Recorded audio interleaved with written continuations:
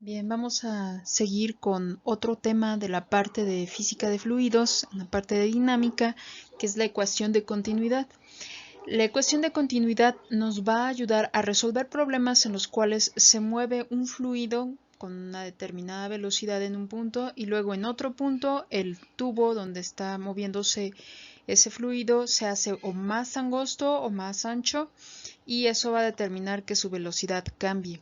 Bien, en un fluido que se mueve a través de una tubería y esta tubería está más angosta de una parte, la velocidad se incrementa.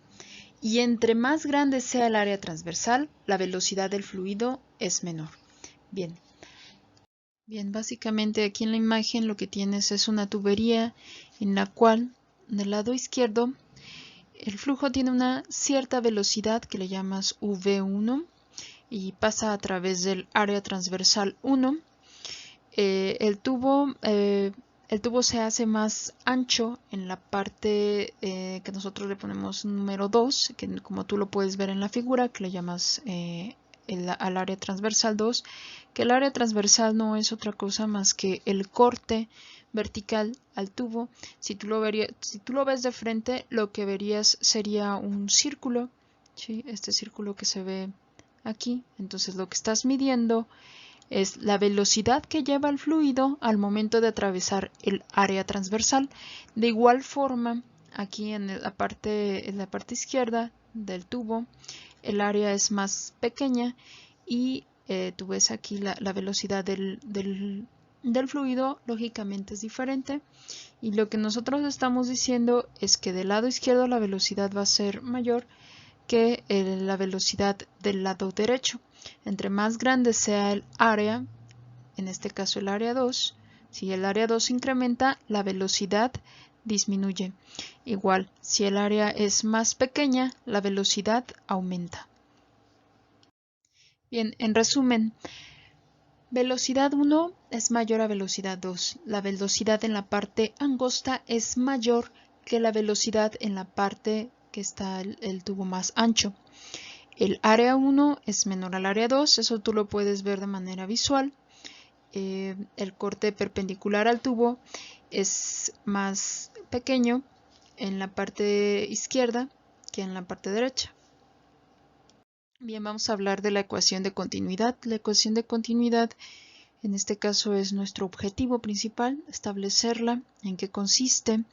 Básicamente lo que te vas a fijar es que cuando el fluido atraviesa el área transversal 1 y haces la comparación cuando sale en el área transversal 2, tú puedes hacer un pequeño corte paralelo al área 1, un poquito más adelante, y lo que vas a ver es que se te forma un cilindro.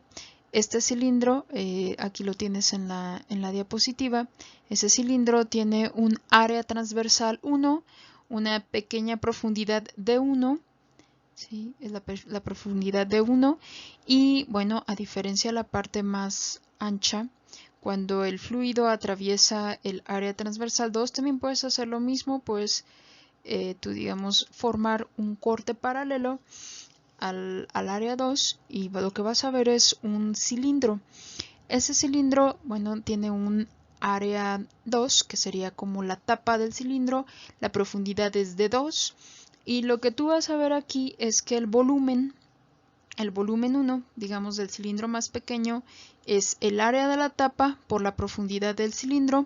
De manera similar, el volumen 2 sería el área de la tapa, al área 2, por la profundidad de 2.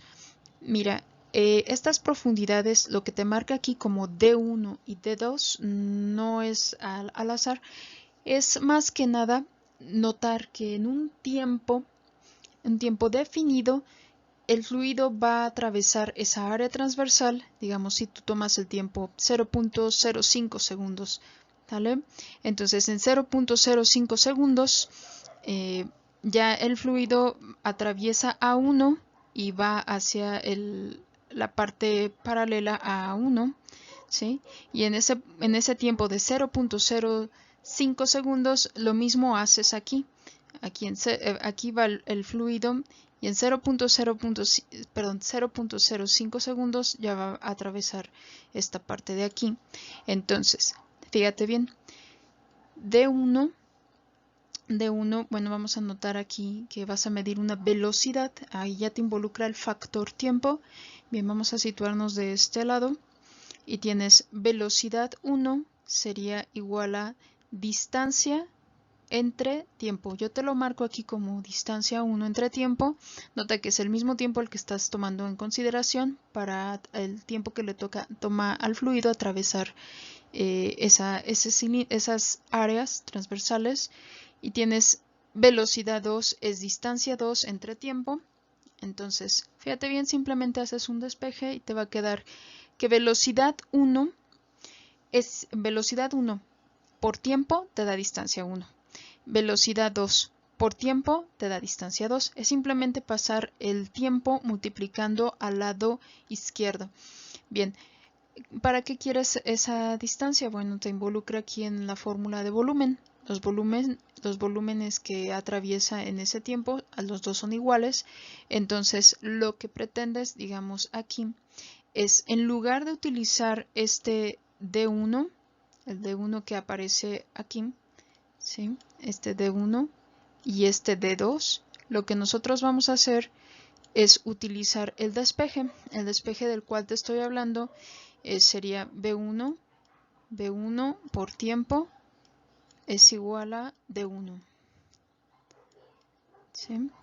Y B2 por tiempo es igual a D2. Entonces, lo que vamos a hacer es que en lugar de manejar D1 y D2, en la fórmula de volumen, lo que vamos a hacer nosotros es tomar esta expresión y sustituirla aquí, ¿sí? Y lo mismo va a pasar aquí, B2 por tiempo, y lo vamos a sustituir en esta parte de aquí. Bien, ok, entonces esto es lo que yo te estoy escribiendo en esta parte. Velocidad 1 es área 1, que es el área de la tapa por profundidad, pero en lugar de profundidad, o sea que lo que sería el equivalente al D1 de aquí, tú lo que vas a escribir es B1 por T, que sería en este caso esta parte. Y igual aquí, velocidad 2 sería el área de la tapa por D2, pero en lugar de D2, tú escribes esto de aquí. Y ya, sería básicamente igualar los dos volúmenes, entonces igualas los dos volúmenes en determinado tiempo. Y lo que nosotros vemos es esta ecuación, o sea, es decir, de estas dos ecuaciones anteriores que te estoy marcando, se igualan porque los dos volúmenes son iguales. Y vamos a cancelar nosotros la parte de tiempo. Aquí se cancela tiempo, se cancela el tiempo y llegaste a una expresión como la que viene aquí, que te dice que área 1 por velocidad 1 es igual a área 2 por velocidad 2, y eso lo reconoces con la fórmula de gasto que vimos en la clase pasada. Entonces gasto es área transversal por velocidad. Entonces lo que estamos diciendo es que el gasto a través de en la parte 1 va a ser igual al gasto en la parte 2. Bien, para terminar un ejemplo. El ejemplo es el siguiente. Dice, una persona acostada presenta un aneurisma, es decir, una dilatación anormal del conducto sanguíneo aorta. Imagina que el área transversal de la aorta A1 aumenta un valor A2 igual a 1.6 A1. Si la rapidez de la sangre a lo largo de la aorta es 0.40 metros sobre segundo, ¿cuál es la velocidad de la sangre en la parte donde se presenta el aneurisma? Puedes imaginar la vena como un conducto, como un tubo. Entonces la sangre fluye a través del conducto, y lo que te está diciendo el problemita es, bueno, la figura la puedes ver aquí. El área 1 se hace en determinada parte de la vena a una área 2 que es 1.6 veces mayor que A1. Y entonces tienes una cierta velocidad, atraviesa el área transversal, estoy hablando de la velocidad de la sangre, que en este caso te dan un valor de 0.40 metros sobre segundo, y la pregunta es ¿con qué velocidad va a salir? Entonces, ¿con qué velocidad sale? Entonces, tenemos que usar forzosamente aquí la ecuación de continuidad. Bien, esto ya lo sabes, escribimos los datos. Bueno, aquí te escribo aorta normal, te representa área 1. Aorta con aneurisma es 1.6 veces A1. Y la velocidad a través del área transversal 1, que sería la vena sin esa dilatación, sería 0.40 metros sobre segundo. Y te preguntan por la velocidad en la parte 2.